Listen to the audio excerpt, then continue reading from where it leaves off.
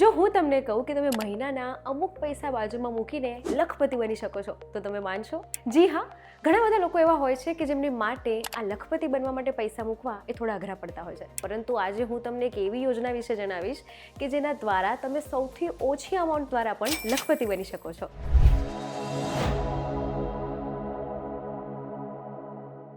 Hello, હું જાહ્નવી પંડ્યા. આજના સ્પોટલાઇટના વિડીયોમાં ચાલો જાણીએ કે આ લખપતિ કેવી રીતે બનાય અને એવી તો કઈ યોજના છે કે જે લખપતિ બનાવી રહી છે. SBI દ્વારા લોન્ચ કરવામાં આવેલી આ સ્કીમનું નામ છે હર ઘર લખપતિ.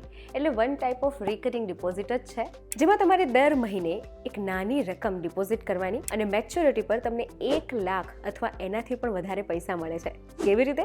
ચાલો જાણીએ. SBI દ્વારા લોન્ચ કરવામાં આવેલી આ સ્કીમનો મુખ્ય હેતુ છે કે તમારું ફ્યુચર સિક્યોર રહે અને તમારામાં સેવિંગ્સની હેબિટ ડેવલપ થાય. હવે પ્રશ્ન થાય કે ભાઈ લખપતિ બનવાની સ્કીમમાં શું લાખો જ રૂપિયા રોકવા પડે? તો જવાબ છે ના.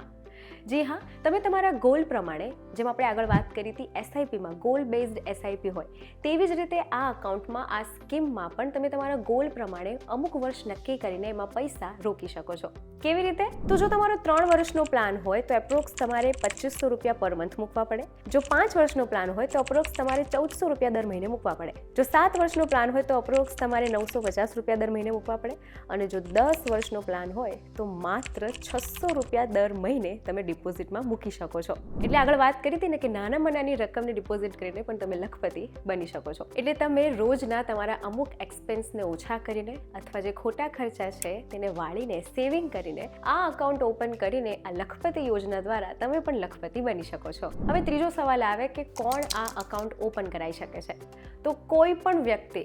જી હા, જો તમારું સેવિંગ સિંગલ અકાઉન્ટ છે, તમારું જોઈન્ટ અકાઉન્ટ છે અને ખાસ સિનિયર સિટીઝનને તો એક્સ્ટ્રા ઇન્ટરેસ્ટ મળે છે. અને એટલું જ નહીં, 10 વર્ષથી ઉપરના માઇનર માટે પણ તમે અકાઉન્ટ ઓપન કરાવી શકો છો. એટલે ફેમિલી માટે, બાળક માટે અથવા રિટાયરમેન્ટ પ્લાન માટે આ સ્કીમ બેસ્ટ છે.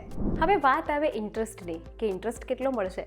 તો જનરલ પબ્લિકને 6.30 થી 6.55% ઇન્ટરેસ્ટ મળશે, જ્યારે સિનિયર સિટીઝનને 6.80 થી 7.5% જેટલો.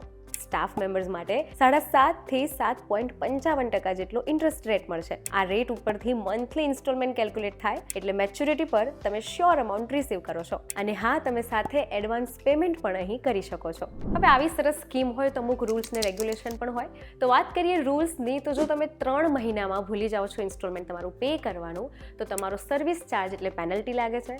પરંતુ જો 6 મહિના થઈ ગયા છે અને તમે 6 મહિનાની અંદર તમે પે નથી કર્યા તો 6 મહિના બાદ તમારું અકાઉન્ટ જે છે તે પરમનન્ટલી ક્લોઝ થઈ શકે છે. એટલે પ્રી મેચ્યોર ક્લોઝ તમારું આરએનડીનું આ ખાતું થઈ શકે છે.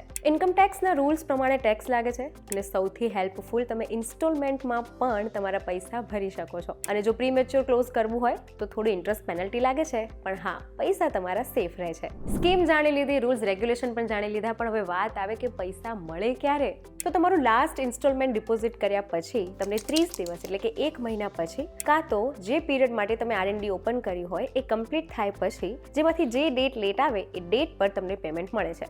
એટલે સિમ્પલ સમજાવું તો લાસ્ટ મહિનાના પૈસા ભર્યા પછી અને આરએનડીનો ટાઈમ કમ્પ્લીટ થયા પછી 1 મહિનાની અંદર તમારી મેચ્યોરિટી અમાઉન્ટ અકાઉન્ટમાં ક્રેડિટ થઈ જાય છે. તો SBI દ્વારા લોન્ચ કરાયેલી આ હર ઘર લખપતિ યોજનામાં તમે પણ તમારું અકાઉન્ટ ખોલાવી શકો છો અને દર મહિને 600 થી લગાવીને 2000 સુધીની રકમથી પણ તમે લખપતિ બની શકો છો. જે માટે તમારે ગોલ બેઝ 3 વર્ષ, 5 વર્ષ, 7 વર્ષ કે 10 વર્ષ, તમારા જે પણ સપના છે, તમારા જે પણ ગોલ છે એ પ્રમાણે તમારે વર્ષ મર્યાદા સિલેક્ટ કરવાની છે. એ પ્રમાણે તમારે અમાઉન્ટ પે કરવાની છે.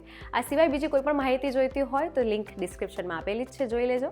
અને આવા જ ઇન્ફોર્મેટિવ વિડીયોઝ માટે જોડાયેલા રહેજો VTV ડિજિટલ સાથે.